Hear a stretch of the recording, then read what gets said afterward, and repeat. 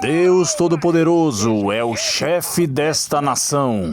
Nossa ambição deve ser ousada, reivindicar Washington DC para Cristo e discipulá-la para que ande novamente nos caminhos de Deus.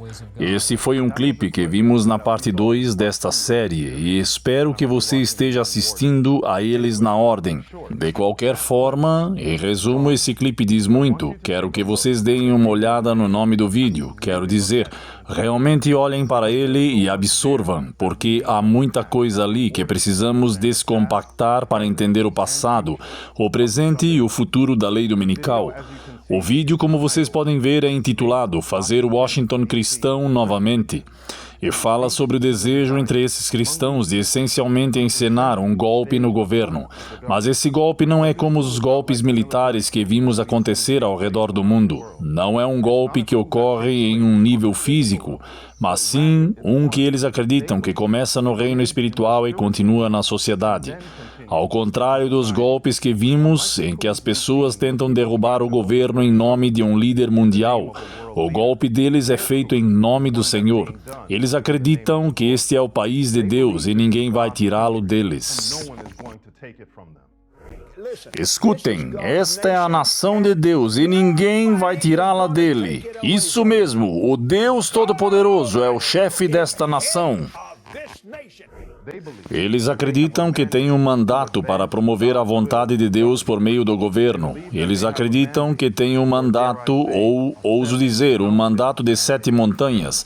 E a mensagem era que existem 7 moldadores da cultura ou 7 reinos mundiais, e que aquele que pudesse tomar esses reinos poderia tomar a colheita das nações.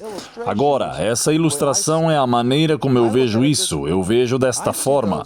Vejo esses 7 moldadores da cultura como sendo a montanha da religião, como uma metáfora para algo que você tem que tomar ou escalar. Então, temos a educação, poderíamos dizer a família. Não há nenhuma ordem específica de importância.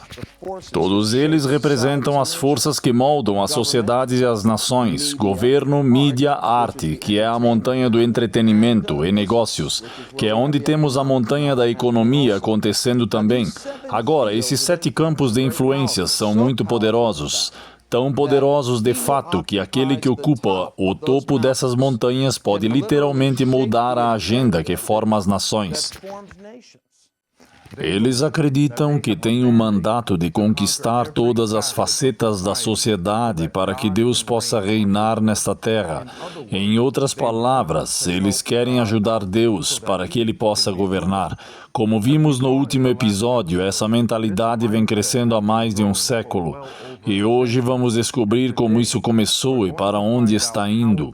E começou muito antes, quando os observadores do sábado foram presos por trabalhar no domingo. E ainda antes de 1888, quando Henry Blair tentou aprovar uma lei que dizia um projeto de lei para garantir ao povo o gozo do primeiro dia da semana, comumente conhecido como o Dia do Senhor, como um dia de descanso e promover sua observância como dia de culto religioso. Essa frase, Dia do Senhor, apareceu 3 vezes naquele projeto de lei, e a pergunta que não quer calar é: por que isso está lá? Por que ele precisaria colocar isso em um documento que trata apenas de dar às pessoas um dia de folga no domingo? A resposta a essa pergunta é simples, e é a mesma razão pela qual o documento do Projeto 2025 declarou que o dia de descanso sabático será por padrão o domingo. Agora, aqui vai outra pergunta: por que o domingo seria o dia padrão? Quem pode determinar isso? Se está claro que há algo mais profundo acontecendo aqui do que apenas o domingo, como vimos no episódio anterior. A base disso é construída sobre uma ideia, e essa ideia é que Deus é soberano e que, por ser soberano, eu vou inventar uma palavra que muitos cristãos acreditam que devem ajudar sua soberania assumindo o governo.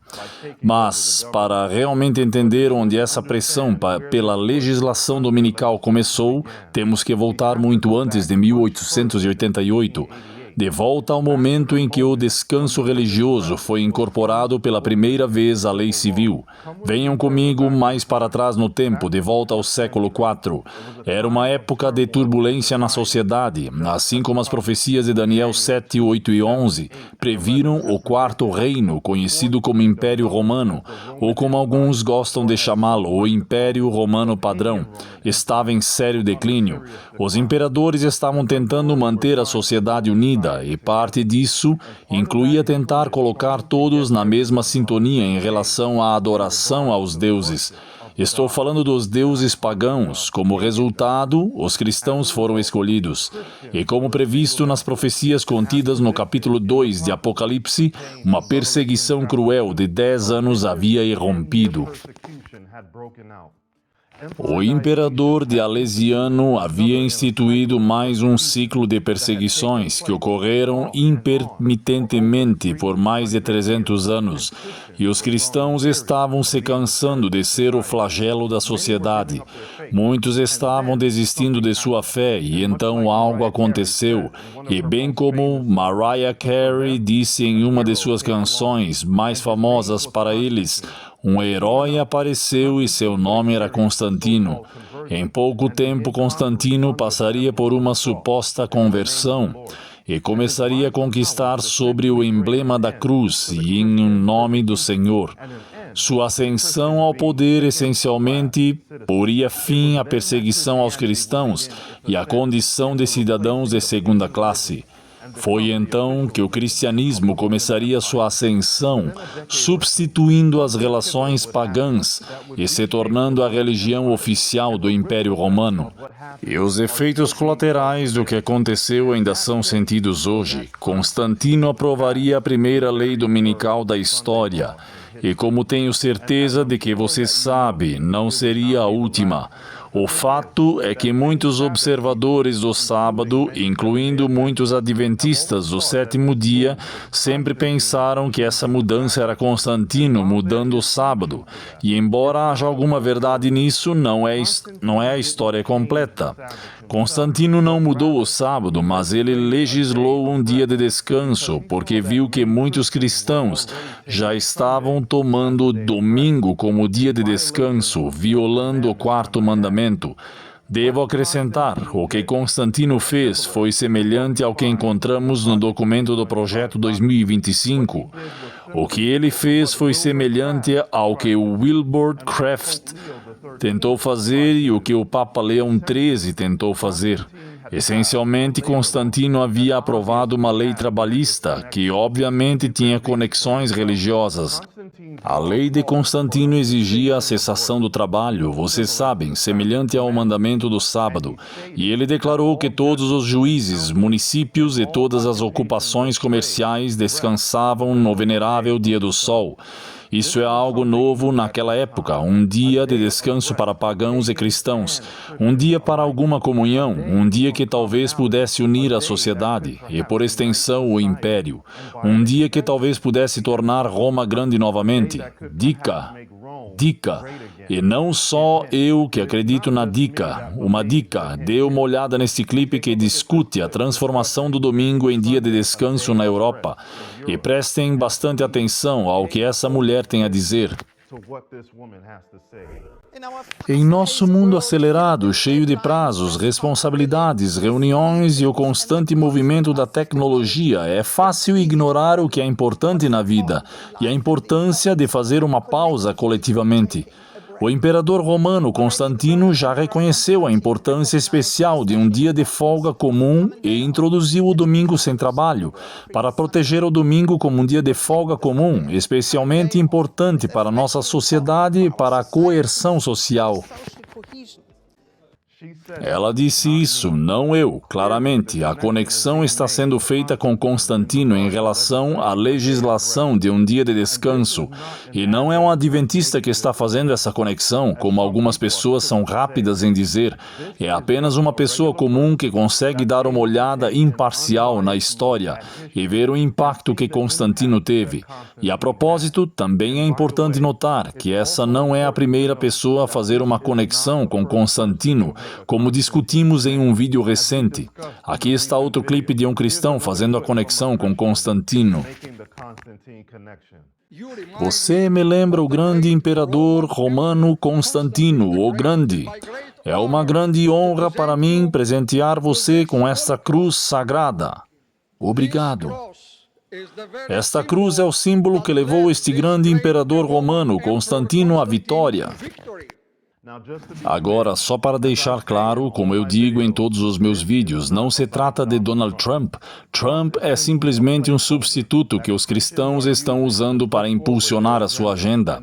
E eles usarão qualquer um, seja Trump ou outra pessoa, para ajudá-los a impulsionar a sua agenda. E quero que vocês tenham isso em mente. A igreja espera que o Estado a proteja. De forma semelhante, Constantino fez isso pela igreja no passado. E por causa dessa conexão com Constantino, é muito importante entender por que Constantino fez o que fez. De modo geral, muitos acreditam que a aprovação daquela lei dominical foi uma espécie de sinal de alerta para os cristãos, sinalizando que Constantino lutaria por eles.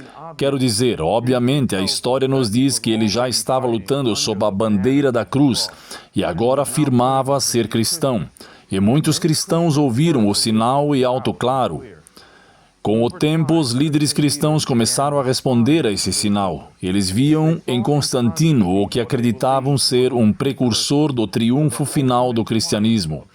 Agora, eles acreditavam que Deus era soberano e que parte de sua conquista seria conquistar Roma em nome de Deus. Foi a partir dessa teologia perigosa que uma nova ordem de coisas ocorreria, mudando o Império Romano e a história da humanidade para sempre. E como vocês verão mais claramente, isso também mudará a América. A maioria das pessoas, ao analisar a primeira lei dominical, se concentra apenas em Constantino. Mas havia outro homem que era igualmente importante, se não mais importante de entender, em relação à fusão da igreja e do Estado. E esse homem era o pai da igreja. E o seu nome era Eusébios de Cesareia. Eusébios foi, sem dúvida, o maior apoiador de Constantino. Mesmo escrevendo sua biografia, ele passou a ver a ascensão de Constantino como o cumprimento da vontade soberana de Deus. De sua perspectiva, todo o arco da história humana estava se movendo em direção à cristianização do Império Romano. E para ele, a ascensão de Constantino e sua subsequente conversão foram o cumprimento e a manifestação da vontade de Deus para a humanidade. Isso é muito semelhante ao que vemos acontecendo hoje entre os líderes cristãos. Eles estão lutando para estabelecer o reino de Deus na terra. E para eles, qualquer presidente, seja Trump ou qualquer outro que apoie sua causa, é visto como uma extensão de Deus, realizando sua vontade por meio do governo. É por isso que muitos podem ficar sentados, despreocupados sobre como essas leis afetarão aqueles que não são cristãos. É porque eles acreditam que têm o direito divino de promover a vontade de Deus por meio do governo. E é muito parecido com o que Cristo disse quando estava na terra, que os homens perseguiriam os outros pensando que estavam fazendo a vontade de Deus. E isso pode e será feito com a consciência limpa, ou talvez eu devesse dizer com a consciência cauterizada. Para Eusébios, que pode ser visto como o pai espiritual da ideologia da união entre igreja e Estado, ele imaginou uma sinfonia entre a igreja e o Estado, ambos trabalhando juntos sobre a direção divina, como a igreja apoiando o imperador por meio de orações e orientação moral, e o imperador apoiando a igreja por meio de proteção e legislação. Esses dois princípios trabalhando juntos é o que vocês veem quando veem esses líderes religiosos clamando para colocar as mãos no presidente para orar por ele. É isso que vocês veem quando o presidente fica na frente de uma igreja para tirar uma foto segurando a Bíblia. É uma declaração de que ele está com a igreja para tornar Washington D.C. cristã novamente. Eusébios via Constantino como alguém que protegeria a igreja por meio de legislação, e na verdade, provavelmente, parecia e soava assim. Então, deixe-me dizer isso logo de cara. No governo Trump, nossa herança cristã será valorizada, protegida e defendida como vocês nunca viram antes.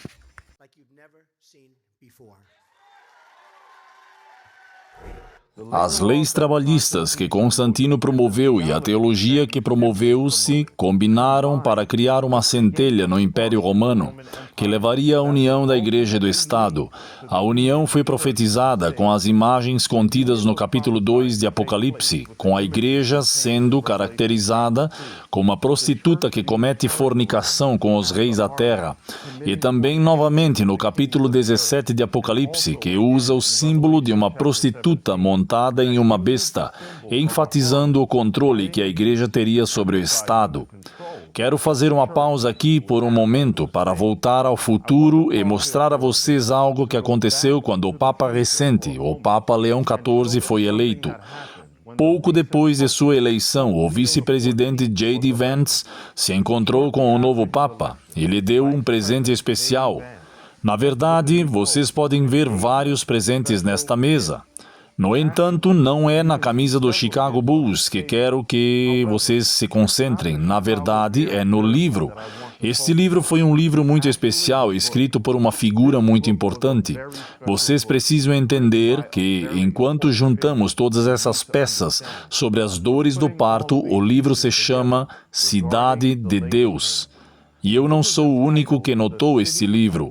Neste artigo do New York Times, eles também notaram isso num artigo intitulado O livro que pode inspirar tanto um papa quanto um político, o que um texto do século V de Santo Agostinho pode nos dizer sobre as prioridades dos dois mais poderosos católicos americanos.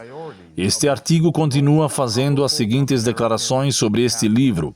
Os dois mais proeminentes católicos americanos foram profundamente influenciados por um livro de 1600 anos sobre o motivo pelo qual o Império Romano estava desmoronando, o que o torna tão convincente e por que pessoas poderosas ainda recorrem a ele em busca de orientação e discernimento.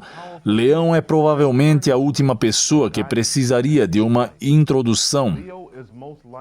Como membro de uma ordem religiosa inspirada por Agostinho, o Papa recorreu repetidamente à Cidade de Deus.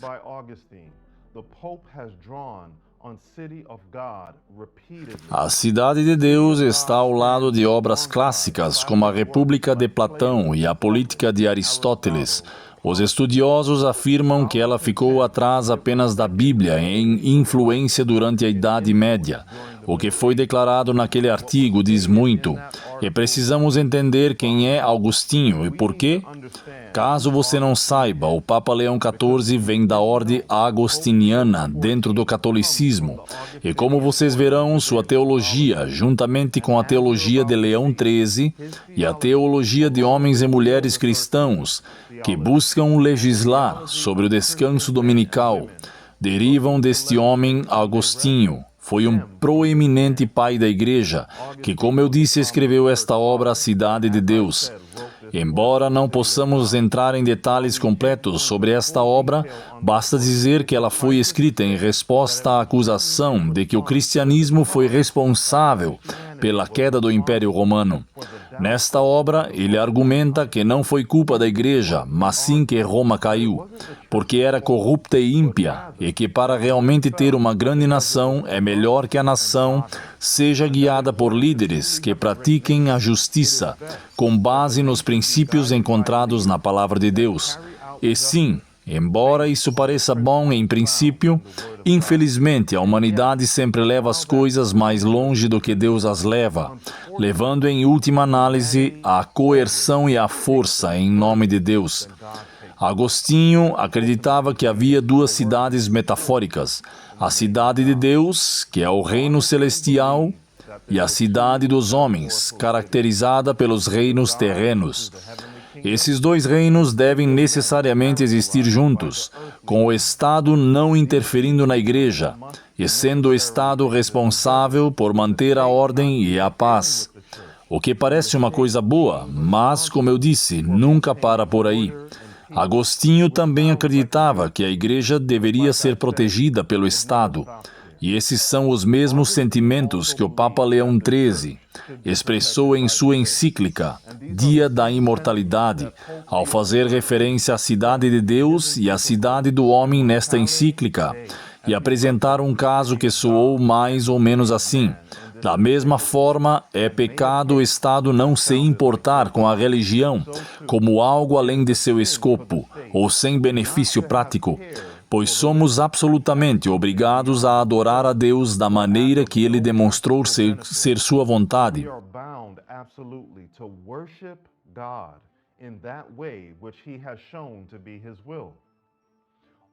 Todos os que governam, portanto, devem honrar o santo nome de Deus, e um dos seus principais deveres deve ser favorecer a religião para protegê-la, resguardá-la sobre o crédito e a sanção das leis, e não organizar nem promulgar qualquer medida que possa comprometer sua segurança. Leão prossegue argumentando que a religião que deve ser protegida é a religião da Igreja Cristã. Embora isso pareça bom para muitos na teoria, é preciso entender a eventualidade dessa realidade. E vamos fazer isso voltando à fonte, Santo Agostinho. Por fim, Agostinho assumiu uma posição que estabeleceu as bases para essa ideia de usar o Estado para influenciar a adesão dos cristãos e, por extensão, a fé cristã. Em uma de suas cartas, que tratava de um grupo de cristãos que se rebelava contra a igreja tradicional em sua época, ele disse o seguinte: certamente é melhor que os homens sejam levados a adorar a Deus pelo ensinamento do que pelo medo do castigo ou da dor. Mas, como o primeiro é melhor, o segundo não deve ser negligenciado. Muitos são encontrados cedendo primeiro ao medo das leis e depois ao ensinamento da verdade. Em outras palavras, Agostinho estava argumentando que era melhor usar o ensino em vez da punição para levar as pessoas à verdade. Mas, infelizmente, como a natureza do homem é rebelde, ele acreditava que às vezes é necessário ajudá-lo por meio da coerção. Afinal, como ele via, é melhor usar o Estado para um pouco de coerção, se isso significa que você pode salvar a alma do homem. E é aqui que entra o problema. É aqui que as ideias de Agostinho e Eusébios cruzam para um novo reino, sobre o qual Paulo escreveu em 2 Tessalonicenses quando disse: ninguém de maneira alguma vos engane, porque isso não acontecerá sem que primeiro venha a apostasia e se revele o homem do pecado, o filho da perdição, o qual se opõe e se levanta contra tudo que se chama Deus, ou é objeto de adoração, de sorte que se assentará no santuário de Deus, ostentando-se como se fosse Deus. Paulo entendeu isso porque estava familiarizado com Daniel capítulo 7, que dizia que surgiria um poder que pensaria em mudar os tempos e as leis, alterando o sábado e entre outras coisas, e que esse poder coagiria e perseguiria aqueles que não concordassem. Quando um homem presume se colocar na posição de Deus para usar táticas coercitivas e usar o governo para fazer com que as pessoas honrem o chamado dia do Senhor, ele o faz em contradição direta com o caráter de Deus. O fato é que Deus não está mais governando uma teocracia, mas os homens estão tentando desesperadamente tratar o governo como se fosse uma teocracia. Tudo sempre começa com boas intenções, mas sempre sai dos trilhos, e esse também era o caso durante o cristianismo primitivo. Inicialmente, Agostinho favorecia a persuasão para alcançar o coração das pessoas. No entanto, eventualmente, ao perceber certa rebelião ocorrendo na igreja e a pressão do Estado e a ameaça de penalidades legais que faziam com que alguns obedecessem, ele moldou sua posição e estava disposto a aceitar a coerção, se isso pudesse levar as pessoas de volta a um lugar onde elas acreditariam na verdade. Depois de 1600 anos, absolutamente nada mudou. Os cristãos ainda estão sendo influenciados por essa teologia que moldou as relações entre a Igreja e o Estado durante a Idade das Trevas. Hoje, as pessoas, incluindo os políticos, estão cada vez mais pedindo que a Igreja controle o Estado. Vocês sabem, assim, o que preciso que você entenda é que o que estamos vendo acontecer agora na sociedade e o que vimos acontecer no final de 1800 é muito mais profundo do que apenas uma lei dominical. Precisamos ter uma visão mais ampla e profunda do trabalho do qual precisamos fazer parte. Antes da marca da besta vem a imagem da besta. E a imagem da besta está enraizada nessas teologias que veem os cristãos se voltarem para o Estado em busca de assistência, proteção e correção. Antes que o papado se tornasse papado, eram essas ideias e conceitos que lentamente tomaram forma para levar a Igreja, que havia sido perseguida, a um lugar onde ela se tornaria perseguidora. E para descobrir o que vai acontecer no futuro, precisamos simplesmente olhar para o passado e entender que essa teologia é o que estava na base do desenvolvimento do chamado Sacro Império Romano, que controlou as consciências dos homens por centenas de anos.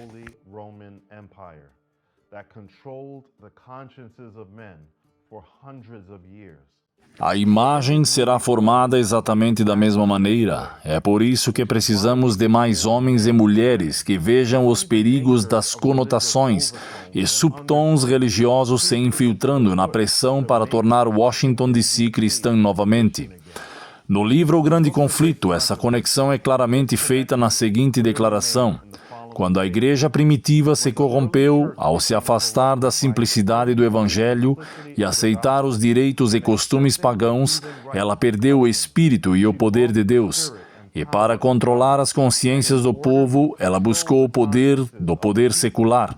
O resultado foi o papado, uma igreja que controlava o poder do Estado e o empregava para promover seus próprios fins, especialmente para punir heresias. Para que os Estados Unidos pudessem formar uma imagem da besta, o poder religioso precisava controlar o governo civil de tal forma que a autoridade do Estado também fosse empregada pela Igreja para atingir seus próprios fins.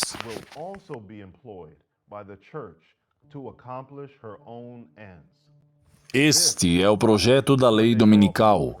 É assim que as dores do parto retornarão. Assim como Constantino buscou unificar o império em ruínas por meio de um dia comum de descanso, os líderes políticos e religiosos de hoje estão mais uma vez se voltando para o domingo, não apenas como uma tradição, não apenas como um dia de folga, mas como uma ferramenta para moldar a sociedade. Assim como Eusébio, Agostinho e o Papa Leão XIII, muitos líderes cristãos hoje acreditam de todo o coração que o que estão fazendo é o melhor para a sociedade. Embora as intenções possam ser nobres, os resultados estarão longe de ser nobres. E é por isso que precisamos ter essas discussões. Ao encerrarmos hoje, quero deixar claro que nenhuma dessas pessoas que agora guardam o domingo e pressionam por ele tem o que a Bíblia descreve como a marca da besta. No entanto, elas agora estão entrando em um território perigoso, ao tentar adicionar um viés religioso à sua legislação. Esse movimento acabará saindo dos trilhos, e quando isso acontecer, essa aceitação da força e da coerção em relação à santidade do domingo se transformará em homens e mulheres recebendo a marca da besta. Oro para que vocês vejam que isso não é apenas sobre um dia. Trata-se de quem Deus é fundamentalmente, como Ele lida com a humanidade por meio da graça oferecida pela fé, em oposição ao controle oferecido pela força e coerção. Ao encerrarmos hoje, quero deixar vocês com esta citação no livro O Desejado de Todas as Nações, porque ela diz tudo. Mas hoje, o mundo religioso, há multidões que, como acreditam, estão trabalhando para o estabelecimento do reino de Cristo como um reino terreno e temporal. Elas desejam fazer de Nosso Senhor o governante dos reinos deste mundo. O governante em seus tribunais e acampamentos, seus salões legislativos, seus palácios e mercados, eles esperam que ele governe por meio de decretos legais impostos pela autoridade humana. Como Cristo não está aqui pessoalmente, eles próprios se encarregarão de agir em seu lugar para executar as leis de seu reino. O estabelecimento de tal reino é o que os judeus desejavam nos dias de Cristo.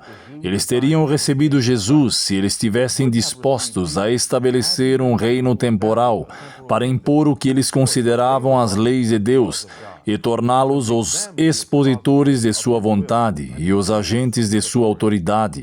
Mas ele disse: meu reino não é deste mundo. Ele não aceitaria o trono terreno. Aspas. As pessoas estão procurando uma teocracia que Deus não está procurando. Ela começa com dores de parto, prometendo que o que está sendo feito em nome de Deus é o melhor para a sociedade. Mas, inevitavelmente, isso levará à espada. Não vamos ficar sentados em expectativa silenciosa. Vamos reviver o trabalho de homens e mulheres do passado no combate a essas ideias. E pela graça de Deus, vamos resgatar mais tempo para trabalhar pela salvação das almas. Deus os abençoe.